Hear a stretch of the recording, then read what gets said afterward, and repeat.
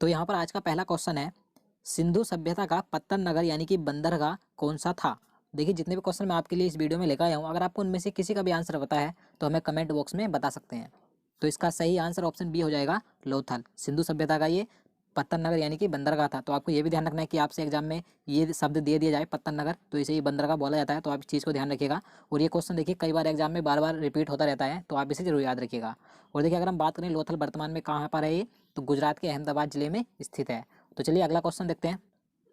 Question number 2 है, सिंधु घाटी सभ्यता के लोगों के मकान बने होते थे। सही आंसर ऑप्शन ए हो जाएगा, पक्की ईंटों। आपको याद रखना है सिंधु घाटी सभ्यता के लोगों के मकान पक्की ईंटों के बने होते थे। और देखिए ये जो सिंधु घाटी सभ्यता थी, एक सुव्यवस्थित यानी कि एक नगरीय सभ्यता थी। तो आपको ये जरूर याद रखना है कि सिंधु घाटी सभ्यता एक नगरीय सभ्यता थी। तो चलिए अगला क्वेश्चन देखते हैं। सिंधु घाटी सभ्यता का विशाल स्नानागार कहाँ पाया गया था।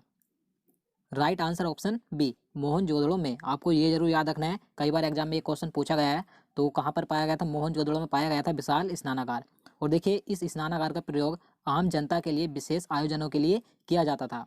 और देखिए मैं आपको मोहनजोदड़ो के बारे में कुछ और पॉइंट बता देता हूँ जो कि एग्जाम में पूछे जाते हैं। मोहनजोदड़ो को मृतकों का टीला कहा जाता है, आपको याद रखना है। और देखिए मोहनजोदड़ो की खोज राखल दास बनर्जी ने 1922 ईस्वी में की थी। तो आपको ये डेट याद रखनी है। और देखिए वर्तमान में मोहनजोदड़ो पाकिस्तान के सिंध प्रांत के लारकाना जिले में सिंधु नदी के किनारे स्थित है। तो आपको ये सभी पॉइंट याद रखने हैं। तो चलिए अगला क्वेश्चन देखते हैं। क्वेश्चन नंबर 4 है, भारत में सबसे पहले खोजा गया शहर कौन सा था। Right answer option A, Harappa. Bharat में खोजा गया सबसे पहला शहर था हड़प्पा, आपको याद रखना है। और देखिए इसकी खोज दयाराम साहनी ने 1921 ईस्वी में की थी। तो आपको ये डेट याद रखनी है। तो चलिए नेक्स्ट क्वेश्चन देखते हैं। मोहनजोदड़ो में सबसे बड़ा भवन कौन सा है।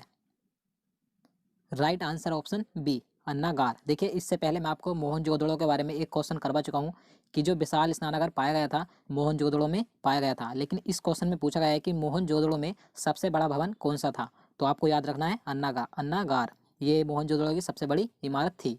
तो चलिए नेक्स्ट क्वेश्चन देखते हैं। क्वेश्चन नंबर 6 है, मानव द्वारा उपयोग की गई पहली धातु कौन सी थी। सही आंसर ऑप्शन सी हो जाएगा, तांबा। आप सभी को पता भी होगा, काफी आसान क्वेश्चन है ये। तो तांबा सबसे पहले उपयोग की गई धातु थी मानव के द्वारा। तो चलिए नेक्स्ट क्वेश्चन देखते हैं। वर्तमान में कालीबंगन या कालीबंगा कहाँ स्थित है। Right answer option D, Rajasthan. आपको याद रखना है कालीबंगा राजस्थान में स्थित है। देखिए ये घग्गर नदी के किनारे स्थित है। और देखिए इसकी खोज 1953 ईस्वी में एक घोष के द्वारा की गई थी। और देखिए यहाँ से एक जुते हुए खेत के साक्ष्य मिले थे। तो आपको ये याद रखना है। तो चलिए अगला क्वेश्चन देखते हैं। क्वेश्चन नंबर 8 है, हड़प्पावासी किस वस्तु के उत्पादन में अग्रणी थे। राइट आंसर ऑप्शन सी, कपास। आपको याद रखना है कपास के उत्पादन में अग्रणी थे हड़प्पावासी। देखिए ये अन्य फसल भी उगाते थे जैसे कि चावल, गेहूं, जौ, तरबूज, मटर आदि। लेकिन जो सबसे ज़्यादा ये फसल का उत्पादन करते थे कपास का करते थे। तो आपको याद रखना है। तो चलिए नेक्स्ट क्वेश्चन देखते हैं।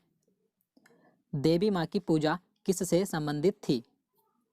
सही आंसर ऑप्शन ए हो जाएगा, सिंधु घाटी सभ्यता। तो आपको याद रखना है सिंधु घाटी सभ्यता से संबंधित है देवी माँ की पूजा, यानी कि यहाँ के लोग देवी माँ की पूजा करते थे।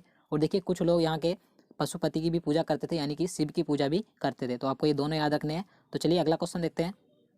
क्वेश्चन नंबर 10 है, कौन सा सिंधु शहर जो बिना गढ़ यानी कि किला का था। देखिए इस क्वेश्चन में पूछा गया है कि सिंधु घाटी सभ्यता का ऐसा कौन सा शहर था जो बिना किले का था, यानी कि वहां पर किला नहीं था। तो इसका सही आंसर ऑप्शन डी हो जाएगा, चन्हूदड़ो। आपको याद रखना है चन्हूदड़ो ऐसा शहर था जहां पर किले के साक्ष्य नहीं मिले हैं। देखिए इसकी खोज मैं आपको बता दूं 1934 ईस्वी में NG मजूमदार के द्वारा की गई थी। तो आपको ये डेट याद रखनी है, 1934 ईस्वी में। तो चलिए नेक्स्ट क्वेश्चन देखते हैं। क्वेश्चन नंबर 11 है, कांसे की नर्तकी की मूर्ति कहाँ से मिली थी। सही आंसर ऑप्शन ए, मोहनजोदड़ो से। आपको याद रखना है, आपने पढ़ा होगा कांसे की एक जो स्त्री की मूर्ति थी नृत्य करती हुई, तो मोहनजोदड़ो से प्राप्त हुई थी। तो आपको याद रखना है। तो चलिए अगला क्वेश्चन देखते हैं। विश्व की सबसे प्राचीन सभ्यता का क्या नाम है। Right answer option B, Mesopotamia की सभ्यता। देखिए ये विश्व की सबसे प्राचीन सभ्यता है मेसोपोटामिया की सभ्यता। देखिए मेसोपोटामिया का जो शाब्दिक यूनानी अर्थ होता है दो नदियों के बीच, इसका शाब्दिक अर्थ होता है मेसोपोटामिया का। तो चलिए अगला क्वेश्चन देखते हैं। क्वेश्चन नंबर 13 है, सिंधु घाटी सभ्यता की लिपि क्या थी। राइट आंसर ऑप्शन सी, अज्ञात। देखिए आपको याद रखना है जो सिंधु घाटी सभ्यता से लिपि मिली थी उसका अभी तक पता नहीं चल सका है कि वह किस प्रकार की लिपि थी। तो ये अज्ञात है। तो चलिए अगला क्वेश्चन देखते हैं। वैदिक सभ्यता किस प्रकार की सभ्यता थी? सही आंसर ऑप्शन बी, ग्रामीण सभ्यता। देखिए इससे पहले मैं आपको सिंधु घाटी सभ्यता के बारे में बता चुका हूँ कि सिंधु घाटी की सभ्यता नगरीय सभ्यता थी और वैदिक सभ्यता ये ग्रामीण सभ्यता थी। तो ये दो क्वेश्चन अधिकतर एग्जाम में पूछे जाते हैं, तो आप इन दोनों को याद रखिएगा। देखिए जो वैदिक सभ्यता थी ये आर्यों के द्वारा विकसित की गई ग्रामीण सभ्यता थी, तो आपको ये सभी ध्यान रखना है। तो चलिए अगला क्वेश्चन देखते हैं। क्वेश्चन नंबर 15 है, आर्यों की भाषा क्या थी? Right answer option C, Sanskrit. आपको याद रखना है आर्यों की भाषा संस्कृत थी। तो चलिए अगला क्वेश्चन देखते हैं। आर्य भारत में सर्वप्रथम कहाँ आकर बसे थे? सही आंसर ऑप्शन सी, सप्त सिंधु क्षेत्र। देखिए यह क्षेत्र आधुनिक पंजाब तथा उसके आसपास का क्षेत्र है, तो आपको याद रखना है आर्य सर्वप्रथम सप्त सिंधु क्षेत्र में आकर बसे थे। देखिए अगर हम बात करें कि आर्यों का मूल निवास स्थान क्या था, देखिए इसके लिए कई विद्वानों के अलग अलग मत हैं, लेकिन मैक्स मूलर के अनुसार इनका मूल निवास मध्य एशिया था, तो आपको याद रखना है। तो चलिए नेक्स्ट क्वेश्चन देखते हैं।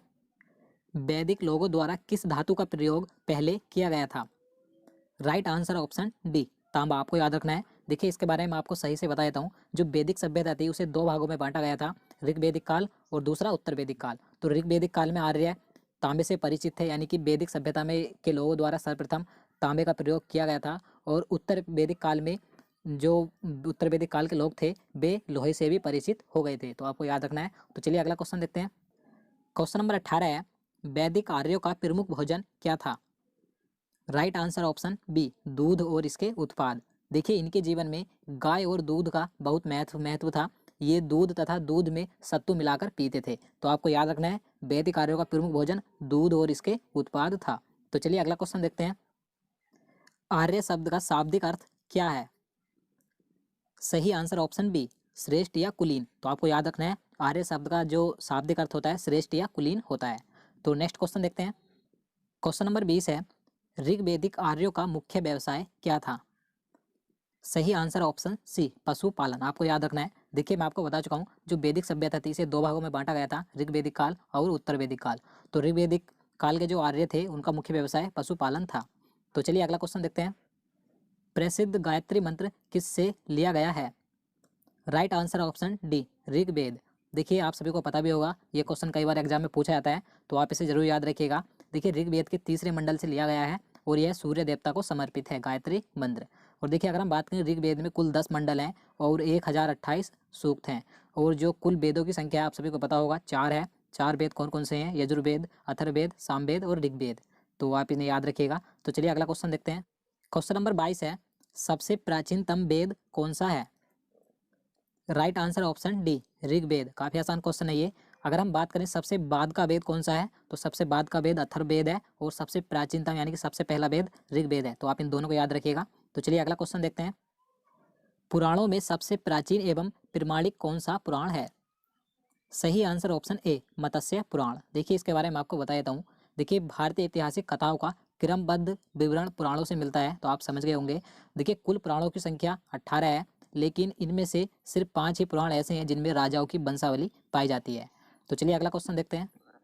क्वेश्चन नंबर 24 है, ऋग्वेद का कौन सा मंडल सोम देवता को समर्पित है? सही आंसर ऑप्शन ए हो जाएगा, नौवा मंडल। मैं आपको बता चुका हूँ जो ऋग्वेद में कुल मंडल हैं 10 हैं, तो इनमें से जो नौवा मंडल है ये सोम देवता को समर्पित है। तो आप इसे याद रखिए, कई बार एग्जाम में ये भी पूछा जाता है। तो चलिए अगला क्वेश्चन देखते हैं। किस वेद में बलि सूत्रों का जिक्र किया गया है? Right answer option A, Yajurveda. आपको याद रखना है बलि सूत्रों का जिक्र यजुर्वेद में किया गया है। और अगर हम बात करें यहाँ पर अथर्ववेद की, अथर्ववेद में जादू टोनों से संबंधित है ये, और जो सामवेद है ये संगीत से संबंधित है, और ऋग्वेद ये प्रारंभिक कार्यों के विस्तार से संबंधित है। तो आप इन चारों को याद रखिएगा। तो दोस्तों आज के लिए इतना ही। उम्मीद करता हूँ आपको वीडियो पसंद आया होगा। अगर आपको वीडियो अच्छा लगा हो तो प्लीज़ लाइक ज़रूर करना और चैनल को भी सब्सक्राइब करना। और दोस्तों अगर आप हमारे पहले के सभी वीडियो देखना चाहते हैं तो आप हमारे चैनल में जाकर उन सभी वीडियो को देख सकते हैं। आपका आने वाले एग्जाम के लिए काफ़ी महत्वपूर्ण है। तो चलिए मिलते हैं नेक्स्ट वीडियो में।